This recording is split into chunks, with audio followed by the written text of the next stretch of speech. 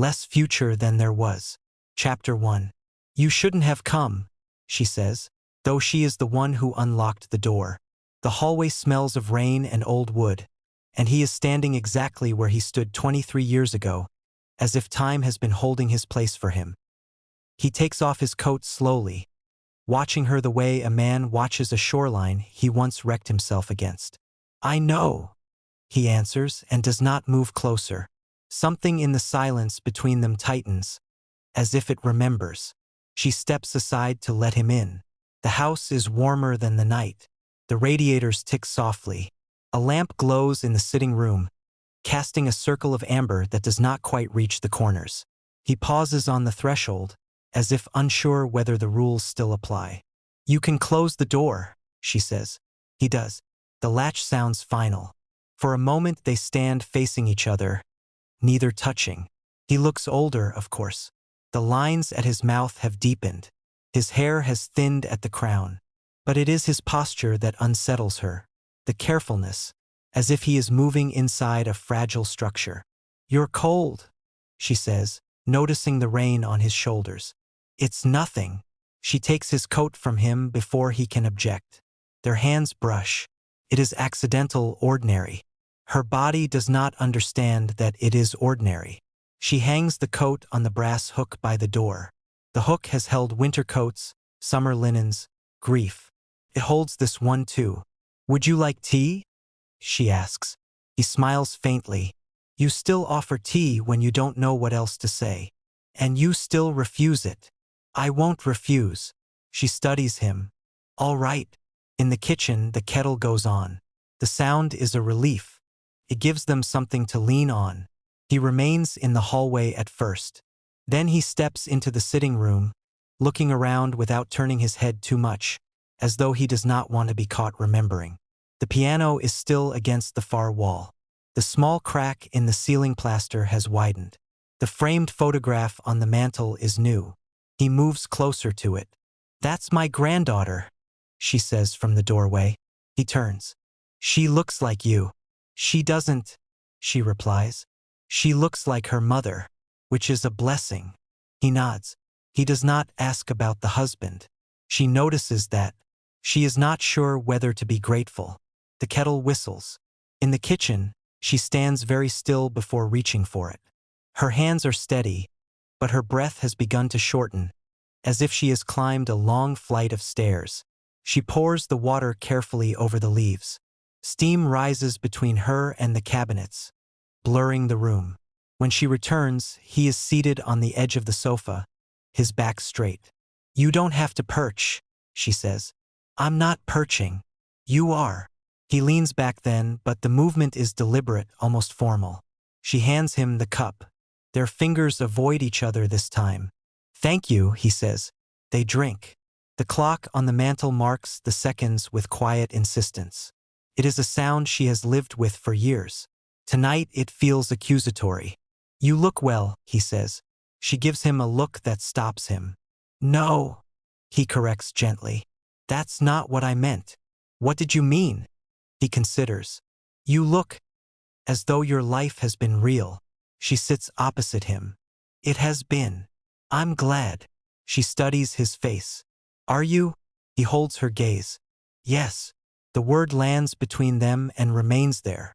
Outside, a car passes slowly, tires hissing on wet pavement. The night presses against the windows. Inside, the air feels contained, almost fragile. You wrote, she says at last. Yes. Why? He does not answer immediately. He sets his cup down with care. I thought.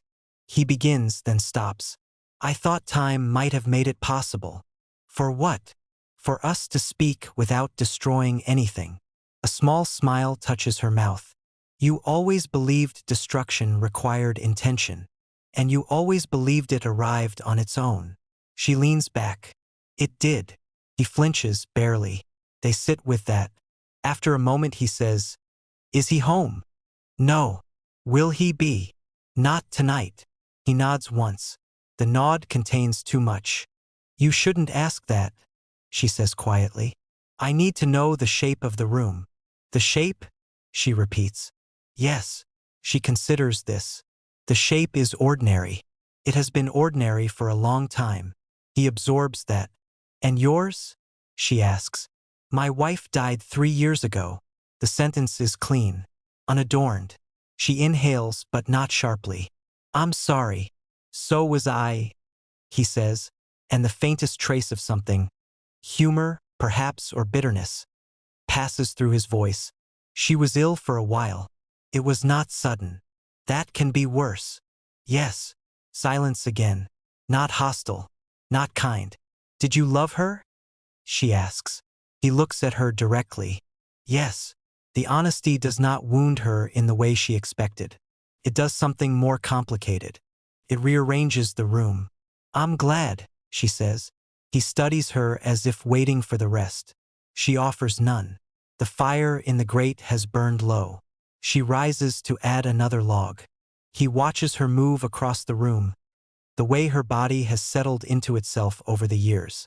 There is a steadiness to her now that did not exist before. It unsettles him. You're different, he says. Of course I am. I don't mean older. She places the log carefully. Sparks rise, brief and bright. I stopped expecting rescue, she says. He lets out a breath that might be a laugh. I was never very good at rescue. No, she agrees. You weren't. He stands then, as if the sitting has become impossible. He walks to the window and looks out into the dark garden. The rain has slowed to a mist. I almost turned back, he says. Why didn't you? He keeps his back to her. Because I was afraid that if I did, I would spend the rest of my life imagining this room. She watches him. And now that you're here, I'm afraid of something else. What? He turns. That it still matters. The words are quiet. They alter the air. She does not answer immediately. Instead, she crosses to the small table by the wall and adjusts the lamp, though it does not need adjusting. The light shifts slightly, softening the lines of his face. Of course it matters, she says at last. That's the problem. He takes a step toward her. Not close enough to touch. Close enough to feel. We were young, he says. No, she replies. We were already becoming who we are. He considers this. I thought leaving was the honorable thing, he says. You thought staying would be selfish. Yes. She looks at him steadily. And was it? He opens his mouth, then closes it. I don't know anymore, he admits. The clock continues its measured counting. Somewhere in the house a pipe knocks softly. You didn't come back, she says. I couldn't. You didn't try. He meets her gaze. That's not the same thing. For a moment the old anger flickers. Not hot, not wild, just present. I waited, she says, and the simplicity of it nearly undoes him. I know. No, she says. You don't. He takes another step closer. Now they are near enough to feel each other's warmth. Tell me, he says. She shakes her head. Not like this. Like what? Like you've just arrived and expect the story to resume where you left it. He absorbs the rebuke. I don't expect that, he says. Then what do you expect? He hesitates. I expect difficulty, he says finally. I expect clarity. I expect to discover that I have misunderstood everything. A small, reluctant laugh escapes her. You always did prefer catastrophe to confusion. It's easier to survive. She looks at him for a long moment. Then she says, very softly, why now? He answers without delay. Because I am 68 years old. Because I have buried a wife. Because I wake up in a quiet house and hear your voice in it. Because there is less future than there was. The honesty lands heavily between them. And you think that gives you the right? She asks. No, he says. I think it removes my excuse. They stand in the lamplight, close enough that the years between them feel thin. Outside, the rain stops completely. She reaches out then, almost without meaning to, and touches his sleeve. Just the fabric. Just to confirm he is solid. He covers her hand with his. Neither of them speaks. In the quiet, the house seems to lean inward, listening. And when she finally withdraws her hand, She knows something has already begun that will not easily be set aside. Chapter 2. He does not remove his hand at once. The contact is brief, almost formal, but it alters the proportions of the room. When she draws back, she does so carefully, as if disentangling herself from something delicate rather than dangerous. "You should sit," she says. "I'm all right." That wasn't a question. He returns to the sofa. This time he does not perch. He leans forward, forearms on his knees, hands loosely clasped. A man preparing for testimony. She remains standing a moment longer, steadying her breath. Then she sits opposite him again. The fire has caught. The new log burns with a low, patient flame. "You didn't answer me," she says. "About what?" "What you want." He studies the rug between them. It is the same rug, faded at the edges, worn thin where feet have crossed it for decades. "I want to speak honestly," he says at last, "without the mercy of distance." "That's an ambition," she replies. He nods. "I am tired of mercy." She lets that settle. "Tired of being forgiven?" she asks. "Tired of forgiving myself." The clock on the mantel marks another minute. She has the strange sensation that the house is counting down to something neither of them has named. "You assume I forgave you," she says. "I hoped." "Hope is not the same thing." "No." He lifts his eyes to hers. They are clearer than she remembers, less restless. Age has stripped him of certain vanities. It has not stripped him of intensity. "I wrote because I didn't know if you would see me," he says. "And now that you have?" He exhales slowly. "I don't know how to measure it." She rises again, restless. She crosses to the piano and lifts the fallboard, exposing the keys. They are slightly yellowed.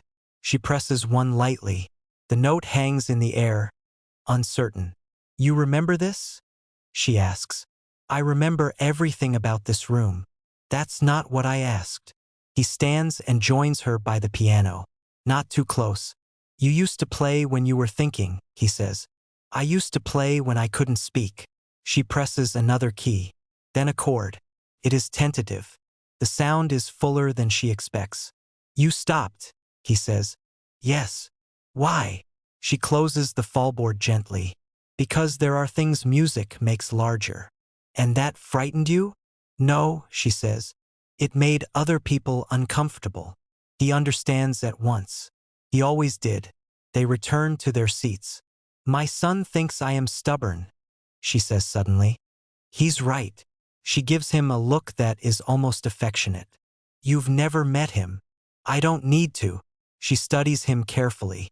"You're different too." "How?" "You're less certain." "That's because I was wrong." The simplicity of the admission disarms her. "About what?" she asks. "About what constitutes harm." She waits. "I thought leaving would spare you," he continues. "I thought absence was cleaner than conflict." "It was cleaner," she says. "It was also absolute." He nods, accepting the correction. "I believed," he says, "that love at our age then was indulgent." She almost smiles. "We were 45. We had responsibilities. So I thought wanting more was adolescent. And now," he looks at her directly, "now I think restraint can be its own vanity." The words strike her more deeply than she expects. "You've had years to refine that sentence," she says. "Yes. And I've had years to live inside it." The fire shifts. A small ember collapses inward. "Are you unhappy?" he asks. She does not answer immediately. The question is too blunt, too imprecise. "My life is full," she says at last. "That wasn't the question." She considers him. "Fullness and happiness are not identical." "No." She folds her hands in her lap. They are steady again. "My husband is a good man," she says. "I assumed. He is kind. He is reliable. He has never once made me doubt the shape of tomorrow. And that is not nothing." "No," she agrees. "It is not." He leans back, absorbing this. "But," he says gently. She looks at the fire. "But there are rooms in me he has never entered," she says. "Not because he is incapable." Because I closed them. Why? She turns her gaze on him. You know why. He does. I didn't want to compare, she continues. It would have been unfair. To him, he says, and to myself. Silence again. Not empty. Dense. Did you love him? He asks. Yes. The word is firm. In a different way. Yes. He nods. He has no right to require more. And you? She asks. Did you compare? He smiles faintly. I tried not to. That's not an answer. No, he agrees. It isn't. He rises and walks once more to the window. The garden is dark, slick with rain. The bare branches shine under the street lamp. I married a woman who valued peace, he says. She deserved a man who valued it equally. And you didn't? I thought I did. He pauses. But there was always a restlessness in me. She felt it. Did she know about me? He does not turn around. Yes. The admission lands softly but heavily. What did you tell her? The truth. Which was? That I had loved someone before I understood the cost. She absorbs this. And she stayed, she says. She stayed. Was that love? Yes, he says. It was. She feels a flicker of something unexpected. Not jealousy, not quite admiration. Something closer to sorrow for a woman she never met. I never wanted to hurt anyone, he says quietly. She almost laughs. No one ever does. He turns then, facing her fully. Do you wish I hadn't come? He asks. The question hangs between them, unshielded. She considers it seriously. The mature condescension she might once have adopted is gone. There is no room for performance. No, she says at last. I don't wish that. Relief passes across his face. Not triumph. Relief. But I don't know what comes next, she adds. Nor do I. And that, she says, is precisely what frightens me. He crosses the room slowly. He stops an arm's length away. We don't have to decide tonight, he says. No, we could simply speak. She searches his face. You think speech is simple? He smiles faintly. With you, never. The clock strikes the hour. The sound is deeper than the ticking. It reverberates through the room, marking time with unnecessary authority. I should go, he says abruptly. She stiffens. Why? Because if I stay, I will want to stay. The honesty is so bare it nearly undoes her. You're afraid, she says. Yes. Of me. Of myself. She rises to her feet. You weren't afraid 23 years ago. I was, he says. I simply chose differently. They stand close again, closer than before. The air between them feels charged, as if waiting for a storm that may or may not break. If you leave now, she says, what will you do tomorrow? I will wake up, he replies.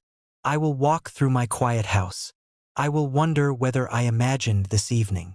And if you stay? He looks at her mouth, then back to her eyes. I will complicate your life. It is already complicated. By me. Yes. They hold each other's gaze. Say it, he says softly. Say what? That you want me to stay. She inhales. The request is not dramatic. It is devastating. I don't know what I want, she says.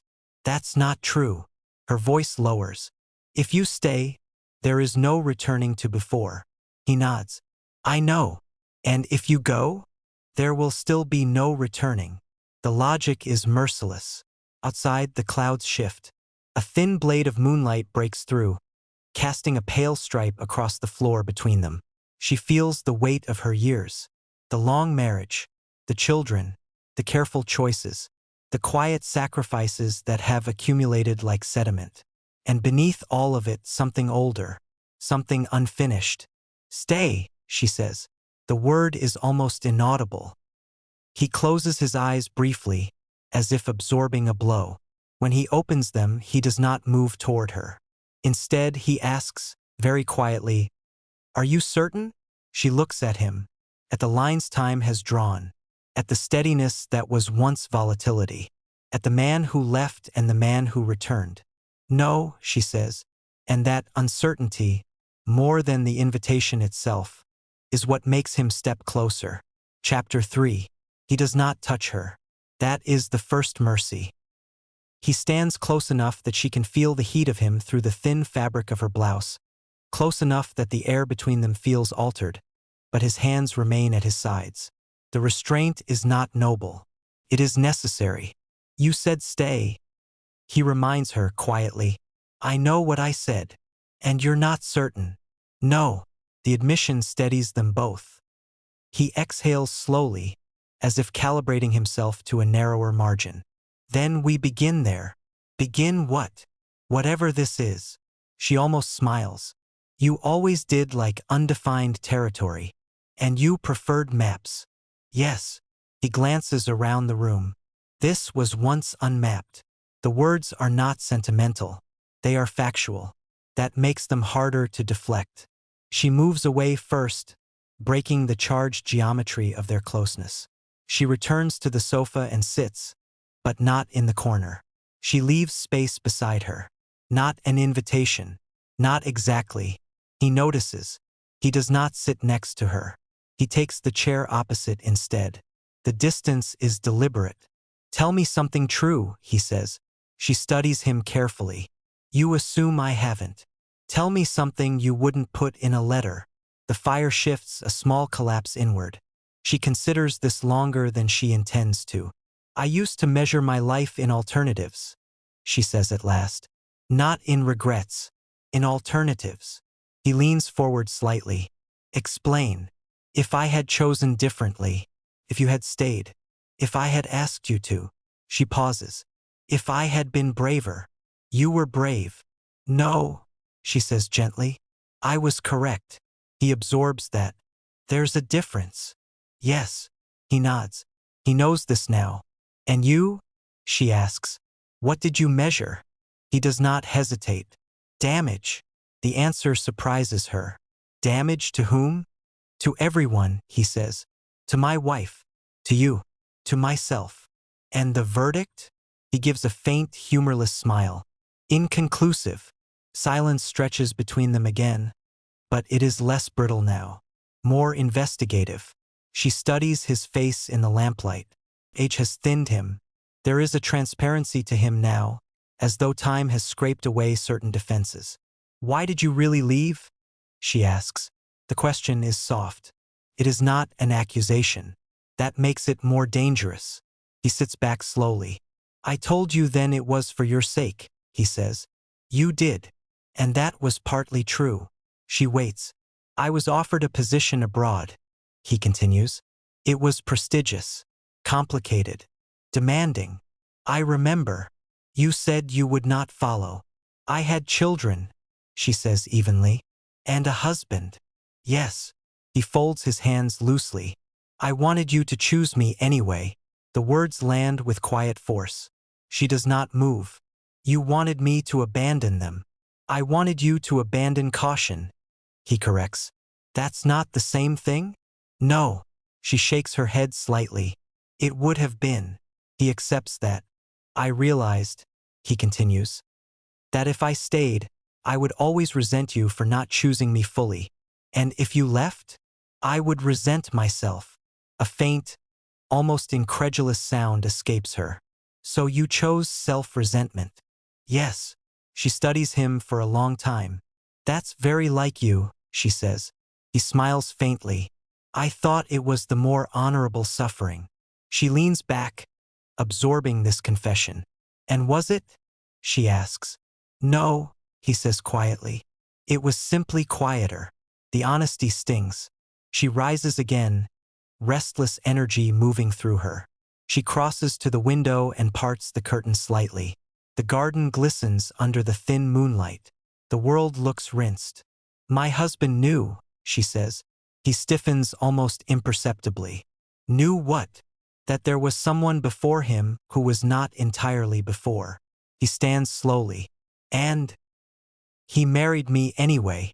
Was that love? Yes. And what was it for you? She keeps her gaze on the garden. Stability, respect, affection. She pauses. Safety. He says nothing. That sounds insufficient, she adds. It sounds human. She turns to face him. It was enough, she says. For years, it was enough. And now, the question is barely audible. She considers it carefully. Now I am aware of the rooms I closed, she says. And I no longer know whether that was wisdom or fear. He moves closer to the window but stops short of touching her. Open them, he says. She lets out a breath that is almost a laugh. You speak as if hinges don't rust. Then we oil them. She turns to him fully now. You say that as if the only risk is emotional. He meets her gaze. What else is there? My marriage, she says. My children's understanding of me. My own. I'm not asking you to leave him. Aren't you? He hesitates. There it is. The first fracture in his certainty. I don't know what I'm asking, he admits. Exactly. They stand facing one another, the moonlight cutting across the floor between them like a quiet boundary. You said there is less future than there was, she says. Yes, that's true for me as well. I know. We are not young, she continues. This is not a beginning. It's a revision. He absorbs the word. A revision can be more honest, he says. Or more destructive. Yes. They fall silent again. After a moment, he reaches out. Not for her hand, not for her face, but for the curtain she is holding. His fingers brush the fabric near hers. The contact is almost incidental. You're trembling, he says quietly. I'm aware. Because of me? She considers lying. She does not. Yes. He closes his eyes briefly, as if absorbing both victory and blame. I don't want to be a threat, he says. You are, she replies. That's the point. They return to the center of the room almost without noticing. The house feels smaller now, more intimate. The air warmer. Stay tonight, he says. The words are different from before. Not simply stay in the house. Stay in the moment. Stay in the possibility. She hears the second meaning clearly. I can't, she says. Because of him? Yes. And because of you, he adds. She nods. If I cross that line, she says carefully, I will not be able to pretend this is a conversation. And you need that pretense. I need the time it buys. He studies her face. I don't want to rush you, he says. You always did. That was impatience. This is fear. She almost smiles. They return to their seats once more, but closer now.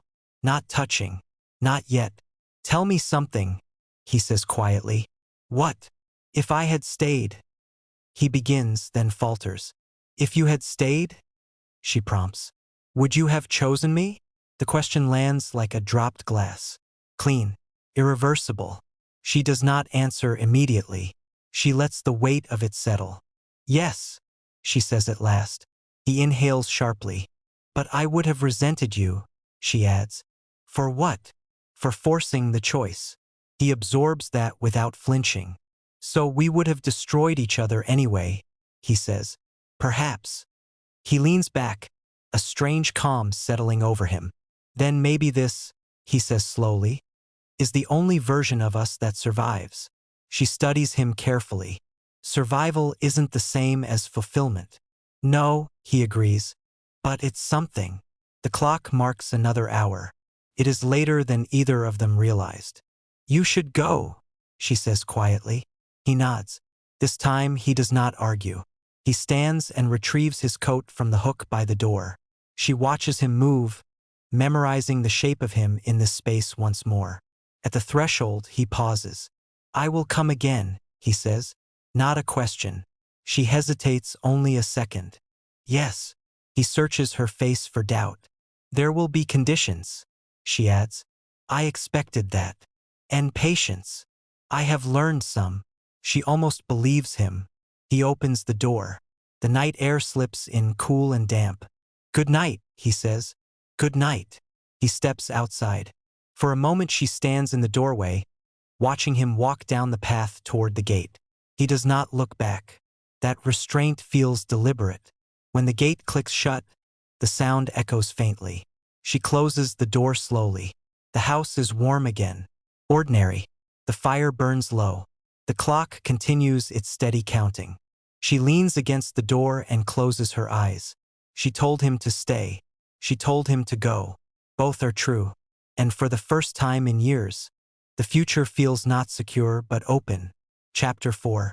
She does not sleep. The house settles around her in familiar increments. Pipes cool. The refrigerator hums. Somewhere in the distance, a dog barks once and then gives up.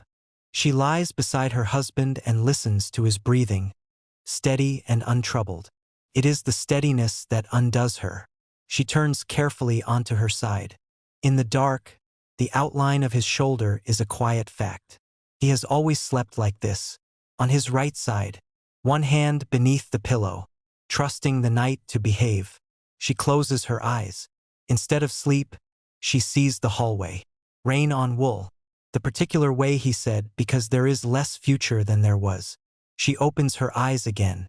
Beside her, her husband stirs faintly and reaches, without waking, for the place where she lies.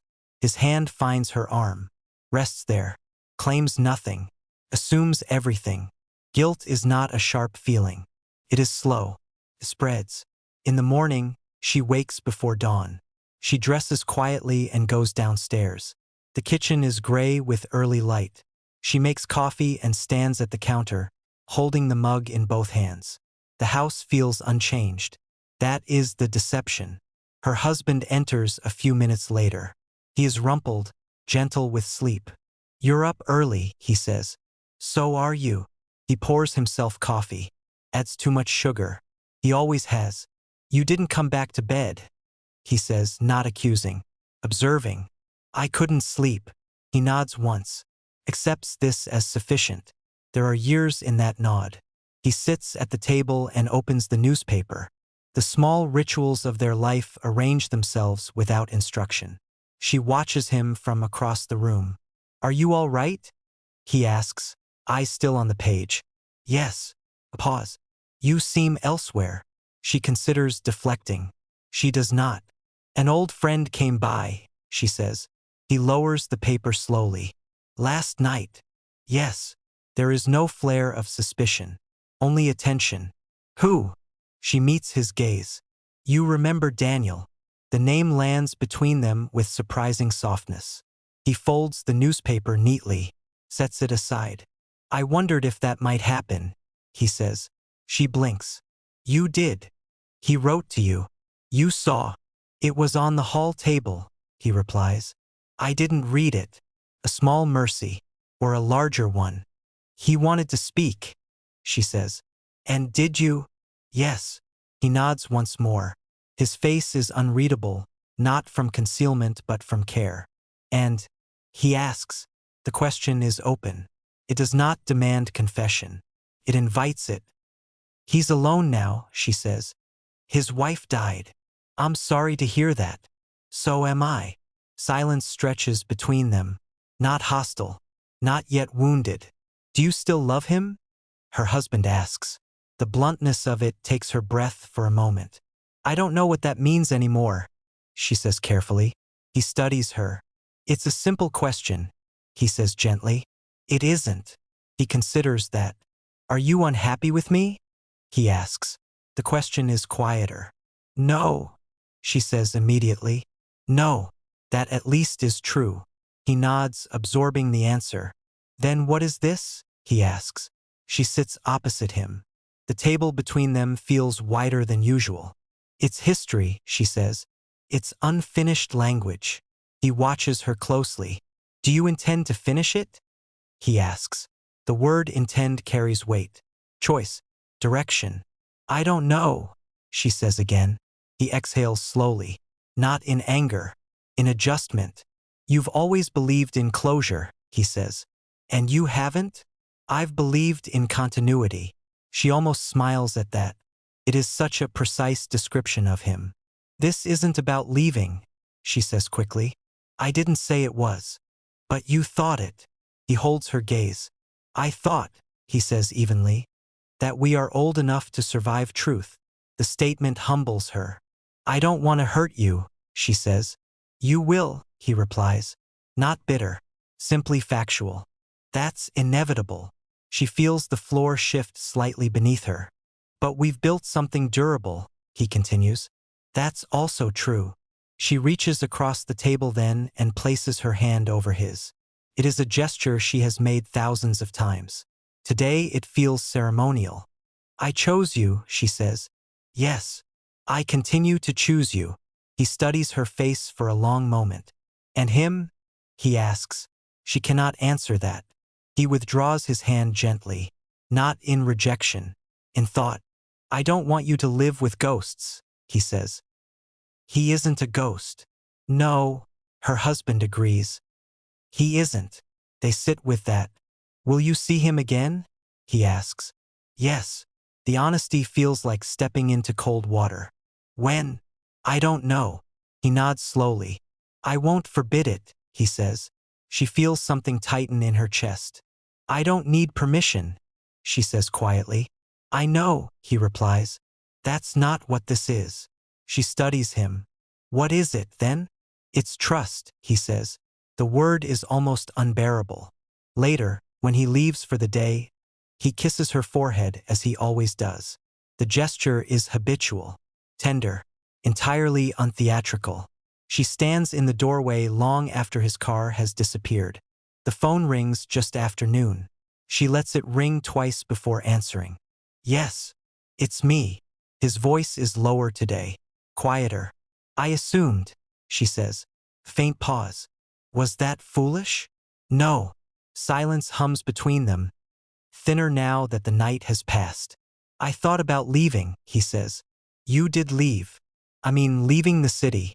Again. Her breath catches slightly. Why? Because I could see what this will cost you. And that frightened you. Yes. She sits down slowly.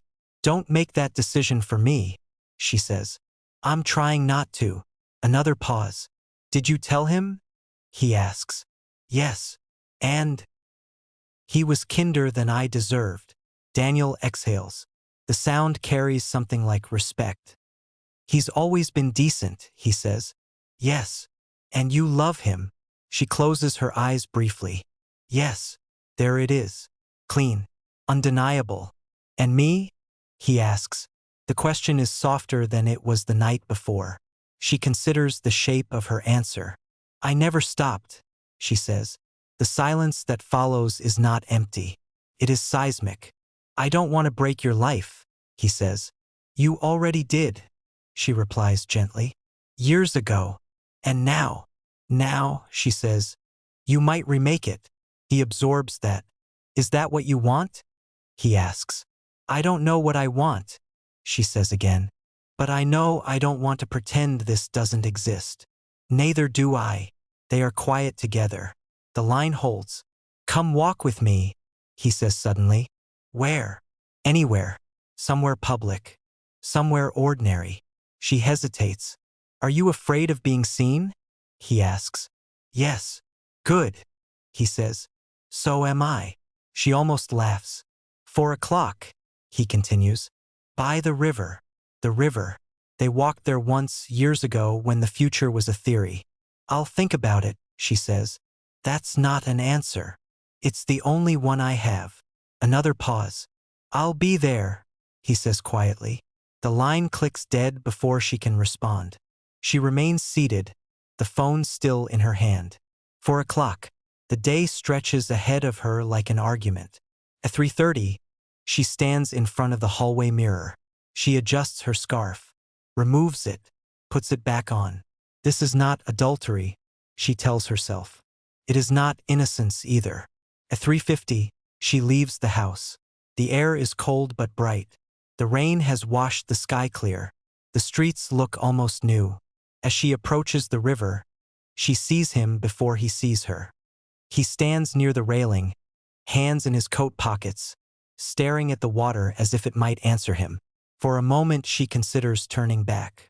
Instead, she walks toward him. When he finally looks up and sees her, something in his face shifts, relief, gratitude, and something more dangerous. You came, he says. Yes. They stand side by side, looking at the slow, deliberate current. We're being foolish, she says quietly. Yes, he agrees. Neither of them moves away. A thin winter sun glints on the surface of the water. It looks harmless from here. He turns to her. Tell me to go, he says. She meets his eyes and does not speak.